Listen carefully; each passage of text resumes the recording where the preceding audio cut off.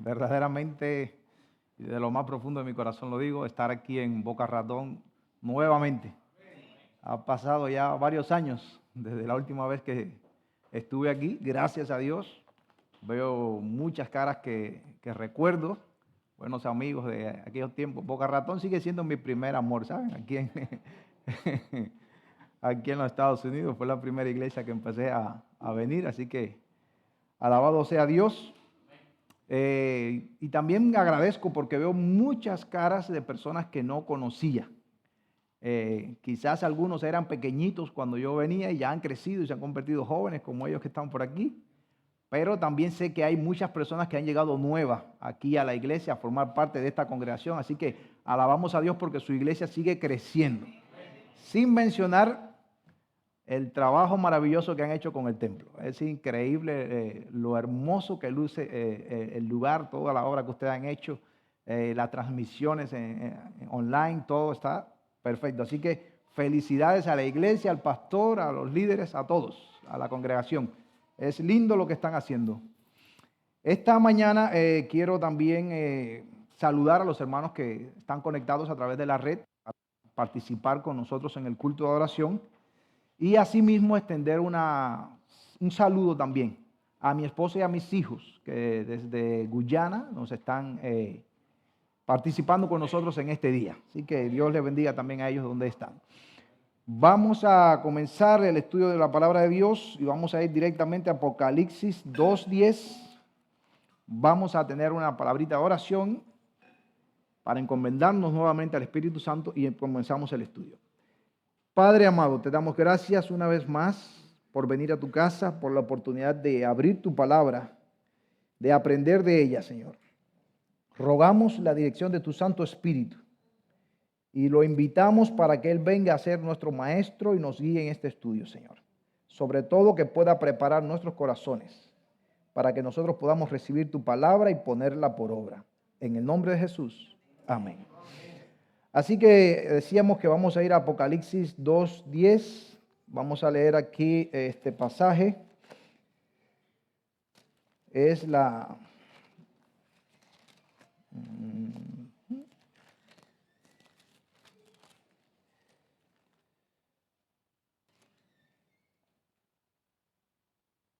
Dice allí la palabra de Dios: no tengas ningún temor de lo que vas a padecer. El diablo ha de echar a algunos de vosotros en la cárcel para que seáis probados, y tendréis tribulación por 10 días. Sé fiel hasta la muerte, y yo te daré, ¿qué cosa? La corona de la vida. O sea que este es un mensaje que se da en el contexto del mensaje a las 7 iglesias de Asia, ¿verdad? Es un mensaje que nos llega a través del apóstol Juan en el libro de Apocalipsis, donde el Señor le manda un mensaje a 7 iglesias literales de aquel momento, ¿verdad? Pero este mensaje también representa un mensaje a la iglesia en la segunda etapa de la iglesia cristiana. O sea, una etapa que duró aproximadamente entre el año 100 después de Cristo y el año 313 después de Cristo. Durante este tiempo, los cristianos sufrieron muchas persecuciones, sufrieron muchas tribulaciones, pero probablemente, ¿cómo decirle? No era una persecución sistemática, o sea, no era algo que ocurría todo el tiempo, sino que venían como olas de persecución. Y eso se da dice Loron Wade, que eso se da, un teólogo de nuestra iglesia, que eso se da principalmente a que había una especie de política de un emperador romano llamado Trajano, que su política era que a los cristianos no había que estarlos buscando para perseguirlos, no había que estar detrás de ellos todo el tiempo, ¿dónde están los cristianos?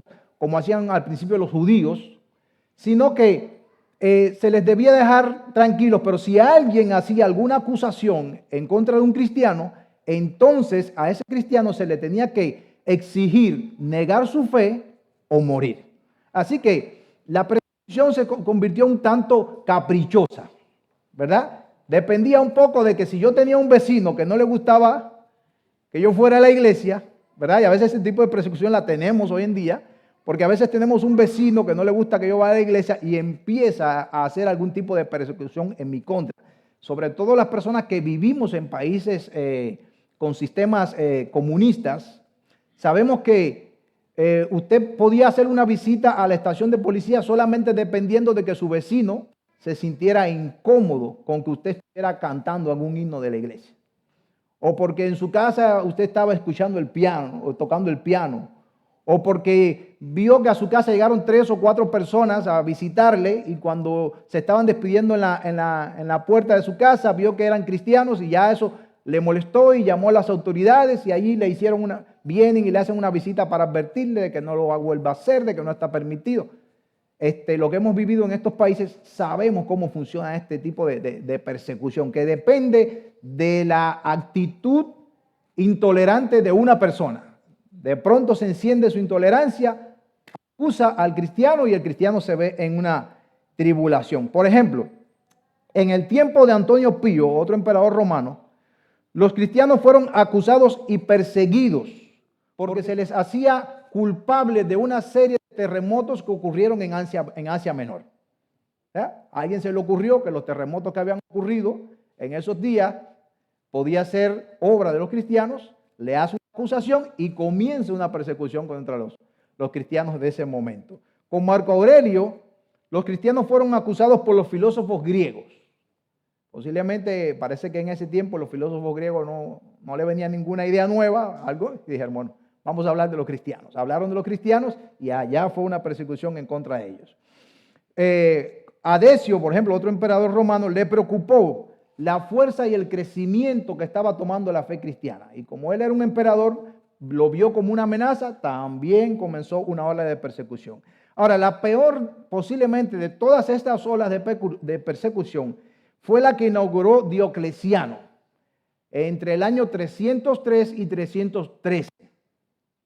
Él, este emperador romano, se sintió tan mal con la presencia de los cristianos que lanzó una ola de persecución tan grande contra ellos que la intención era exterminar a todos los cristianos. Gracias a Dios, llegó Constantino en el año 313 y con su decreto de Milán, pues liberó a los cristianos de toda esta persecución. Y digo gracias a Dios por Constantino en este sentido, porque no podemos decir gracias a Dios por Constantino en otro sentido, ¿verdad?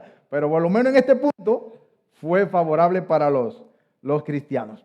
Ahora, hermanos, usted me puede decir en este punto, bueno, pastor, eso que usted está diciendo está muy interesante, muy bonita la historia pasada de lo que los hermanos fueron capaces de afrontar, cómo pudieron perseverar, gracias a Dios, hasta nosotros ha llegado la fe todo el día, pero ¿y eso qué tiene que ver con nosotros? Porque eso es historia ¿qué? Historia pasada. ¿Qué tiene que ver con nosotros? Bueno, le voy a decir lo que tiene que ver con nosotros. La Biblia dice que en el pasaje que acabo de leerles, no tengas ningún temor de lo que vas a padecer. El diablo ha de enviar a algunos de vosotros a la cárcel, o ha de poner a algunos de vosotros en la cárcel para que seáis probados. O sea, lo que tiene que ver con nosotros es que, aunque todos esos emperadores antiguos, y aunque todos esos antiguos enemigos de la iglesia y del cristianismo pasaron, ya no están más, el verdadero causante de toda esa persecución todavía ¿qué? Y es por eso que cuando nosotros leemos en la Biblia, en la primera carta del apóstol Pedro, en el capítulo 5 y versículo 8, el apóstol Pedro nos hace una advertencia, ¿verdad? Nos hace un llamado, una invitación. Y dice allí, de primera de Pedro, capítulo 5, versículo 8. Dice allí, sed sobrios y velad, porque vuestro adversario, el diablo, cual león rugiente, anda alrededor buscando a quien devorar. O sea que el mismo enemigo que tenían los cristianos de antaño es el mismo enemigo que nosotros tenemos hoy. Y a veces los enemigos de los cristianos se levantaban con diferentes caras. Como todavía hoy en día nosotros como cristianos vemos muchas caras que se pueden levantar como nuestros enemigos, diferentes caras, pero el que está detrás de ellos sigue siendo ¿quién? El mismo, el diablo. El apóstol Pablo lo señala aquí y lo señala, dice que como uno que anda como un león rugiente, buscando a quién devorar. No sé si alguno de ustedes alguna vez ha estado en un safari en África. ¿Alguien ha estado? No, ninguno. Ok. Pero usted se imagina lo que es una de esas noches. Tuve un hermano que estuvo en Angola cuando la guerra de Angola y dice que daba miedo en la noche. Muchas veces estaban ellos en trincheras haciendo sus guardias cuando oían los rugidos de los leones en la noche. Y a veces ellos no sabían si temer más al enemigo humano o al león que podía estar escondido en cualquier arbusto, en cualquier maleza, porque era difícil y decía, tenemos que cuidarnos de dos, del enemigo humano, pero también del enemigo del reino animal, por decirle así. O sea que pero debe ser impresionante una de esas noches cuando usted está en la selva y escucha un rugido del león. Y peor debe ser si usted está en una pradera de esas de África, que a veces no la venden, ¿verdad? Como las compañías de turismo la venden como lugares muy, muy hermosos para ir a visitar. Pero una cosa es ver un león desde uno de esos carros de safari, bien, todos enrejados. Y otra cosa es un león y usted en el medio de la pradera, sin rejas ni nada por el medio. Lo cierto es que asusta saber que anda un león suelto. Asusta saber que si usted sale de la puerta de su casa para afuera, puede haber una bestia sanguinaria que pueda ¿qué? Atacarlo y devorarlo. Y cuando eso pasa, uno siente que lo mejor es estar ¿qué? En un lugar tranquilo, encerrado. Por eso es que hay personas que dicen, cuando el león se sale de la jaula, el lugar más seguro es la jaula del león. Porque ya él se salió. Entonces usted se encierra en la jaula y cierra la puerta. Está ahí bien seguro. Y hay personas que, dice la Biblia, que tienen una tendencia a ser como el perezoso. Y cuando ellos leen estos pasajes bíblicos y dicen, allá afuera anda el diablo suelto. Y el diablo no solamente que anda suelto, sino que anda como un león rugiente, pero no solamente anda rugiendo, sino que también está buscando ¿qué? Alguien para devorar. Y yo no quiero ser devorado por el diablo.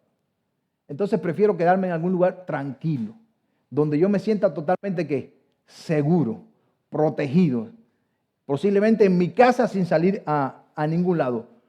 Pero en el libro de los Proverbios, capítulo 22 y versículo 13, la Biblia nos dice que esa es una actitud que nosotros no debemos seguir. Porque esa es la actitud del perezoso. El perezoso dice que para encontrar una excusa para no salir a buscar trabajo o hacer lo que tiene que hacer, el perezoso dice, allá afuera está el león. Y si salgo, ¿seré qué?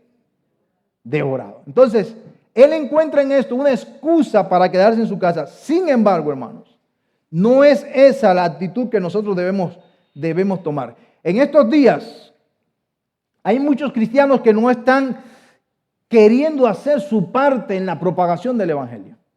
Hay muchos cristianos que se están limitando de no querer participar activamente en lo que es la predicación del evangelio. Antes no lo hacían porque le tenían miedo a la gente. Le tenían miedo a lo que la gente iba a decir si los veían predicando. Le tenían miedo a que si le tiraban la puerta de la casa en la cara. Le tenían miedo a que si los ofendían cuando tocaban alguna puerta o cuando trataban de hablarle a alguien. Pero a esos miedos ahora se han añadido otros miedos. Miedo al coronavirus, miedo a la vacuna del coronavirus, miedo al precio de la gasolina, miedo al precio de los alimentos, miedo a Putin, que está allá en Rusia, pero acá también hemos aprendido a tenerle miedo.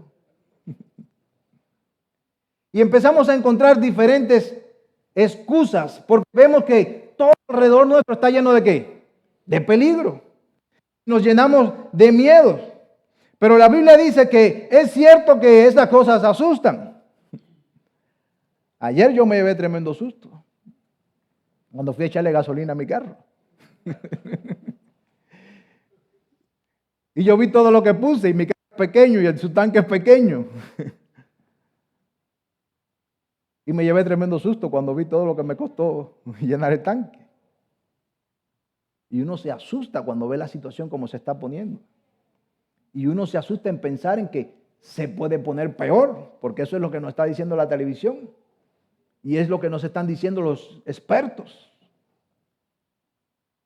Y es también lo que la Biblia nos ha dicho, que las cosas en los días finales van a ir ¿de qué? De mal en peor.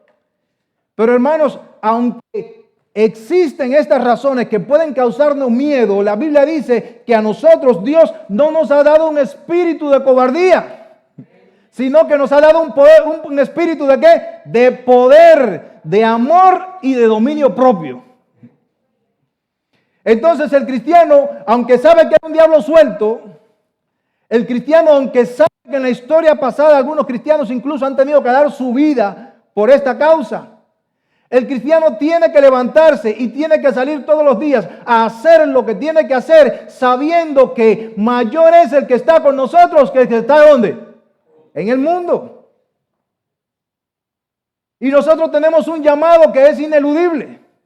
Y tenemos una misión que no podemos dejar para luego. Y no se la podemos dejar en la mano de otro. Cada uno de nosotros tiene una parte que hacer en esta obra. Aunque a veces, o la mayoría de las veces, para lograrla, tengamos que enfrentarnos con ese león rugiente que anda por allá afuera, buscando a quien devorar. Porque Dios no nos ha dado un espíritu de cobardía, sino que nos ha dado un espíritu de poder, de amor, de dominio propio, hermanos. Así que, aunque a veces nos asuste ver los precios de las cosas, aunque a veces nos asuste el trabajo que realizamos que no nos gusta, que no nos sentimos bien y que cada mañana es un desafío tener que salir a ese lugar a trabajar donde yo no quiero trabajar, hacer por 8 horas o más algo que yo no quiero hacer, salimos, ¿verdad? A veces nos asusta la fiera que tenemos por esposo o la fiera que tenemos por esposa. O a veces la fiera son los hijos. Y nos da miedo llegar a casa. Pero como Dios nos ha dado un espíritu de poder, llegamos a casa, seguimos orando por la familia para ver si Dios hace algo y las cosas en nuestro hogar ¿qué? Cambian, mejoran. Por eso, hermanos, es que no podemos quedarnos en nuestros hogares. Es muy cómodo quedarnos en nuestros hogares y decir, allá afuera está el coronavirus, allá afuera está esto, está lo otro, está aquello, y ya con lo que yo y ni con la gasolina me alcanza ya para ir a la iglesia, mejor me quedo. Pero no es esa la actitud que nosotros debemos tomar. No debemos dejar que sean otros los que hagan el trabajo que tenemos que hacer. El perezoso tiene razón en una cosa. Allá afuera hay un león rugiente. Tiene razón en eso. Pero no tiene razón en decir me va a destruir. ¿Estamos claros en eso, hermanos? Sí, hay un enemigo. Sí, hay un diablo suelto. Pero no quiere decir que ese diablo tiene el poder para destruirme. El diablo solamente podrá hacer conmigo, ¿sabe qué? Lo que yo le permita y hasta donde Dios se lo permita. Tenemos la experiencia de Job para eso, ¿verdad? ¿Cuál era la intención del diablo con Job? ¿Quitarle el dinero? ¿Enfermarlo? No, la intención del diablo era arrasar con Job, con su familia, con todo lo que tuviera que ver con él. Pero Dios le puso ¿qué? Límite. Y le dijo, te voy a dar oportunidad de que lo pruebes, pero no que lo destruyas. Y es cierto que a veces nosotros enfrentamos diferentes tribulaciones y dificultades porque el diablo nos pide. El diablo le dice a Dios, ese no te ama de verdad, ese lo que está es aprovechando de las bendiciones que tú le das. Pero déjame probarlo un rato. Y a veces nosotros nos volvemos locos y nos preguntamos, Señor, pero si yo te estoy sirviendo bien, y hasta le mencionamos 2 o 3 nombres, fulano, mengano y sultano son peores que yo. Y a ellos les está yendo bien. ¿Por qué a mí me va tan mal? ¿Y por qué a mí me pasa esto y me pasa lo otro? ¿Sabe por qué? Porque acuérdense que la guerra del diablo principalmente es contra Dios. Y el diablo lo que quiere es desmoralizar a Dios delante de todas las otras criaturas del universo. Y cuando Dios está siendo favorable a alguno de nosotros, el diablo dice, como dijo de Job, ese solamente te sirve por lo que, por los beneficios que estás recibiendo de ti. Y entonces Dios tiene que permitir que el diablo nos toque un poquito. Pero ¿sabe por qué Dios se lo permite? ¿Sabe por qué? Porque Dios nos ha dado un espíritu de poder. Y Él sabe que en Cristo, ¿qué cosa? Todo lo puedo en Cristo que me fortalece. Cualquier diablo que ande por ahí, cualquier prueba que Él pueda presentar, Dios sabe que en el nombre de Jesús yo puedo vencerla. Y si no, hermano, saque cuenta para atrás. Vea cuántas pruebas usted ha vencido hasta hoy. ¿Hay alguien que ha llegado hasta este día hoy, después que se hizo cristiano, por un lecho de rosas? ¿Hay alguna persona aquí que nunca ha sido probada? ¿Hay alguna persona que nunca ha sabido lo que es recibir el embate y el azote a veces constante del enemigo de las almas? Nunca nadie ha sido tentado. Nunca nadie ha sentido el deseo de claudicar a su fe. Nunca nadie ha sentido el deseo de, si me voy al mundo, creo que me va a ir mejor. Todos hemos sido probados de muchas maneras, de muchas formas. Y les tengo una mala noticia. En lo que te queda de vida en este mundo, o hasta que Cristo venga, todavía seguiremos ¿qué? Siendo probados. Pero el llamado de la Biblia es a no temer, porque hemos recibido un espíritu ¿de qué? De poder, hermanos. De poder. Y ese espíritu de poder es el que nos ha sostenido hasta ahora y es el que nos va a seguir sosteniendo hasta que Cristo venga o hasta que nos toque a nosotros ir al descanso. Pero, aunque ese espíritu de poder está ahí disponible, hermanos, y aunque Dios está más dispuesto a dárselo a sus hijos que lo que un padre está dispuesto a darle un pan a uno de sus hijos. ¿Se acuerdan a Jesús en estas palabras, verdad? ¿Quién de vosotros le negará a su hijo un pedazo de pan si se lo pide?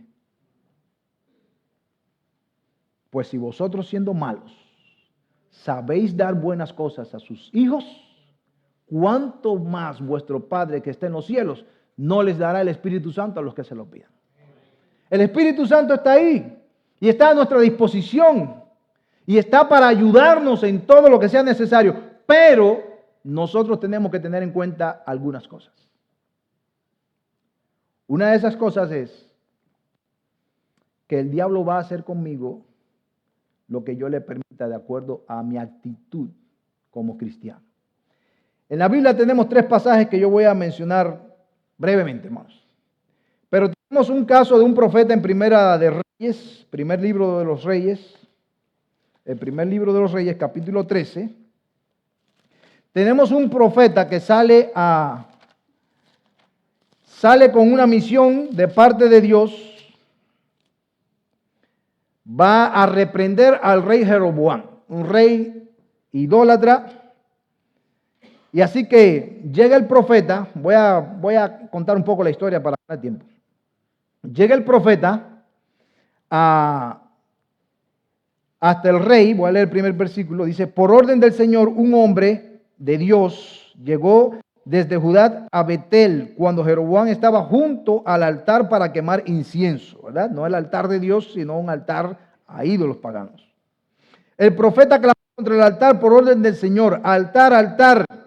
Así dice el Señor, a la casa de David nacerá un hijo que se llama Josías. Él sacrificará sobre ti a los sacerdotes de los lugares altos que queman incienso sobre ti y sobre ti quemarán huesos de hombres.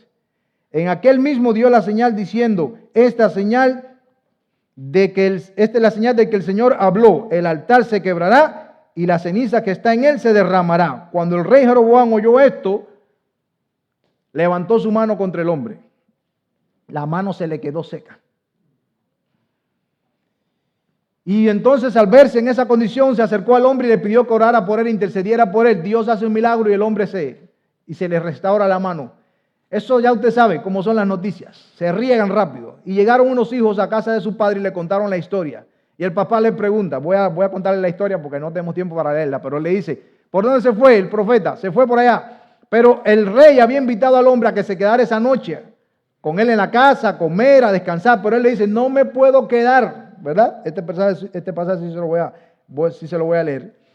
Versículo 8. El hombre de Dios respondió al rey, aunque me dieras la mitad de tu casa, no iría contigo, ni comería pan, ni bebería agua de este lugar, porque así me está ordenado por palabra del Señor. No comas pan, ni bebas agua, ni vuelvas por el camino por donde vayas. Así que el hombre, fiel a lo que Dios le había dicho, ¿qué hizo? Se fue. Pero llegaron los hijos de este otro hombre a su casa y le contaron lo que había pasado. Y él quería conocerlo y salió detrás de él.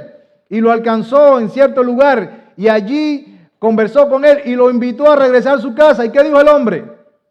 Lo mismo que Dios le había dicho que dijera. Y él le dijo al rey, se lo repitió a este hombre.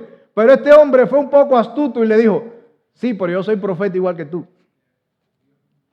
Y Dios me dijo, y le contó otra historia, que te quedes en mi casa, que descanses. Y allá se fue el hombre. ¿Y qué pasó con él? Saliendo de casa de este hombre y regresando, fue devorado por un león. ¿Por qué lo devoró el león? ¿Por qué? Él sabía lo que tenía que hacer. Dios se lo había dicho. Lo tenía claro. ¿Por qué regresó? Saben, hermanos, aquí hay una lección que nosotros tenemos que aprender. Tenemos que aferrarnos a la palabra de Dios, hermanos, sea a lo que sea. Hay muchas personas que se van a levantar, que nosotros a veces ni sospechamos y se nos van a presentar así como este. Yo también soy profeta igual que tú. A mí también me habló Dios. Pero si a mí Dios me dijo una cosa, ahora ¿por qué te dice otra a ti? Era el razonamiento lógico que él tenía que haber llevado. Y no hizo caso. Se lo comió el león. Seguimos a otro pasaje. El otro pasaje es Sansón. Ustedes lo conocen. Sansón vio una chica de otro pueblo. Sansón era un joven escogido por Dios. Y Sansón vio a esta chica de otro pueblo y quiso acercarse a ella. Pero en el camino a ese lugar dice que salió también un león, ¿qué? Rugiente. Y aunque Sansón aparentemente iba a ser devorado por el león, él oró a Dios y entonces vino el Espíritu Santo y ¿qué? Le dio un poder increíble y Sansón mató al león. Ahora, Sansón representa también a algunos de nosotros. Algunos de nosotros a veces nos aventuramos hacia el pecado. Sabemos cuál es nuestra misión, sabemos cuál es nuestro deber, pero vemos cosas en el mundo que nos atraen y queremos caminar hacia allá. En esos momentos en que nosotros estamos dando esos pasos hacia el mundo, el diablo ve una oportunidad increíble para entonces venir a nosotros como león rugiente y devorarnos. En el caso de Sansón, la misericordia de Dios lo salvó. En el caso de nosotros, muchas veces la misericordia de Dios es lo que nos ha salvado. Pero eso no quiere decir que siempre va a ser así. Porque Sansón le gustó tanto caminar hacia el mundo que un día terminó ¿qué? Perdiendo el pelo, los ojos y más tarde la vida. Tercer caso que voy a poner, Daniel en el foso de los leones. ¿Verdad? Un clásico de la historia cristiana. Ustedes saben la historia. Daniel tiene una posición suprema en la corte de Babilonia, pero hay unos subordinados a Daniel que no están de acuerdo con que Daniel sea el jefe. La envidia los dominaba. Y el problema del envidioso, hermanos, no es que el envidioso quiere tener lo que tú tienes. El problema del envidioso es que él no quiere que tú tengas lo que tú tienes. ¿Me entienden? Porque si yo veo a alguien que tiene un auto bonito, yo digo, ay, yo quisiera tener ese auto bonito. Bueno, ¿cómo lo compró él? Bueno, trabajó duro, no sé. Bueno, voy a tener que hacer lo mismo. A lo mejor un día yo tenga la oportunidad de comprarlo. ¿Hay envidia ahí? Pero si yo lo que quisiera es que él le pasara algo y el auto de pronto quedara en mis manos, o que su auto se le destruyese en un accidente, es muy diferente. Entonces, el problema de los envidiosos es que ellos no quieren que tú tengas lo que tú tienes. Y ellos cuando vieron a Daniel en esa posición encumbrada dijeron, hay que sacarlo de ahí de alguna manera. Y trabajaron para sacarlo. Y Daniel fue echado en el foso de los leones. Ahí está en Daniel 6, lo pueden leer los que no conocen bien la historia. Fue echado en el foso de los leones. Pero para sorpresa de ellos, aunque aquellos leones donde Daniel fue echado eran leones rugientes y bien hambrientos, porque dice la historia que al final, cuando estos hombres malos fueron echados a ellos al foso de los leones, dice que ni llegaron al suelo. En el aire los leones saltaban y los agarraban y los despedazaban. Pero no pasó así con Daniel. ¿Cuál fue el secreto entonces? Si usted lee el capítulo de Daniel, en el versículo 6, usted se va a dar cuenta que cuando el rey habla con Daniel al otro día y lo encuentra, el rey viene asustado porque el rey dice, ahí de Daniel no debe quedar mucho. El rey venía preparado para la peor escena, pero así todo, como ya había oído un poco acerca del Dios de Daniel, pensó que tal vez el Dios de Daniel podía hacer algo por Daniel. Y llegó un poco tímido al foso, pero en cuanto llamó a Daniel y escuchó a Daniel respondiendo dentro del pozo, el rey se maravilló y le dijo, tú has confiado en tu Dios. Y hermanos, esa es una lección que nosotros tenemos que aprender de Daniel. Porque oposición siempre vamos a tener en diferentes partes del mundo y siempre vamos a tener personas que no van a estar de acuerdo con nuestro estilo de vida cristiano, que no les va a gustar si prosperamos, si no prosperamos. Siempre algo del cristianismo le va a molestar. Porque es que el cristianismo es un estilo de vida tan único, tan especial, que yo, lógicamente, como el diablo anda en este mundo por todas partes, fácilmente levanta enemigos contra los cristianos. Resumiendo entonces, hermanos, por haber Daniel confiado, se libró de este león. Tiempo pasa veloz. Voy a regresar a Apocalipsis 2:10. Dejaremos para otro día algunas cosas que quería decir. Pero sí quiero que lleve este mensaje a su casa. Aunque anda un león rugiente allá afuera buscando a quién devorar, ese no es el único león que anda suelto allá afuera. Porque la Biblia me dice, y me lo menciona también en Apocalipsis 5:5, que hay otro león que se llama el león de la tribu ¿de quién? De Judá. Y por ese león que una vez se hizo cordero, tú y yo tenemos la oportunidad de ser salvos de cualquier ataque del enemigo y del pecado. Y ese león nos garantiza a nosotros la oportunidad de un día llegar victorioso al reino de los cielos. Y es por eso que él, dándole este mensaje al pueblo de Esmirna, le dice, no temas. Oye, Apocalipsis 2:10 otra vez. Le dice, no temas por lo que vas a padecer.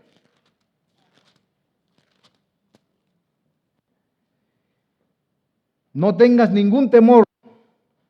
El diablo ha de enviar a vosotros a la cárcel, a algunos de vosotros a la cárcel, hermanos. Dios quiera que en esta hora, en esta iglesia, no haya nadie en ninguna de las cárceles del diablo.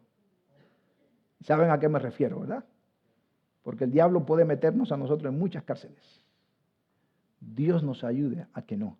Y si en alguna caemos, en palabras de Jesucristo, sea mintiendo acerca de vosotros, ¿verdad? Estamos hablando en sentido espiritual, ¿verdad? Así que dice, el diablo ha de enviar a algunos de vosotros a la cárcel para que seáis probados y tendréis tribulación de aquí a 10 días. Sé fiel hasta la muerte y yo te daré la corona de la vida. Resumo, hermanos, en pocas palabras. Lo primero que Dios te dice en este pasaje, porque este pasaje se aplica a la primera, a la iglesia literal de Esmirna, pero se aplica también a la segunda etapa de la iglesia cristiana, pero se puede también aplicar a nuestra propia vida hoy. Y el mensaje que Dios tiene para darnos hoy es este. Número 1, no tienes que tener miedo a pesar de todo lo que está pasando allá afuera. No tienes que tener miedo a pesar del enemigo que está intentando probarlo a muchos de ustedes. Porque tendréis tribulación de aquí a 10 días. Quiere decir que el tiempo de tu tribulación, el tiempo de tu prueba, tiene un fin ya delimitado, ¿sabe?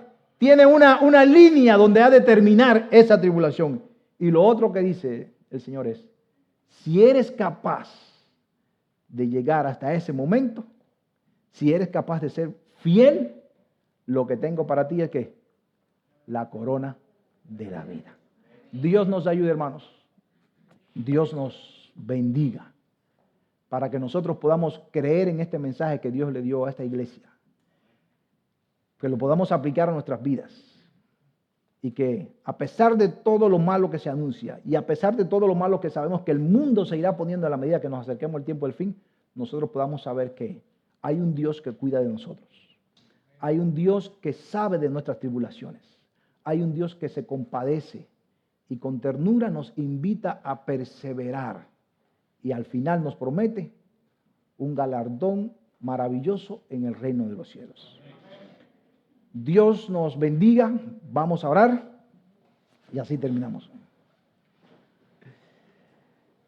Mi pregunta es, ¿hay alguien que desee hacerle frente al diablo para que el diablo huya de él? ¿Hay alguien que desea caminar hacia Jesús para que Jesús, como el león de Judá, pueda rugir a su favor? Amén. Oramos. Padre amado, imploramos tu presencia en esta hora, Señor. Te invocamos para que estés con nosotros.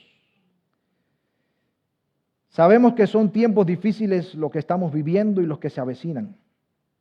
Pero ayúdanos a confiar, Señor, en tu palabra y en tus promesas. Ayúdanos a tener corazones puros como Daniel. Y que por haber confiado en ti, todos nosotros podamos ser liberados de cualquier ataque del enemigo. Sobre todo, Dios, ayúdanos a alcanzar la corona de la vida. Nuestra entrada, Señor, y nuestra permanencia contigo en el reino de los cielos. Por Jesús lo rogamos. Amén.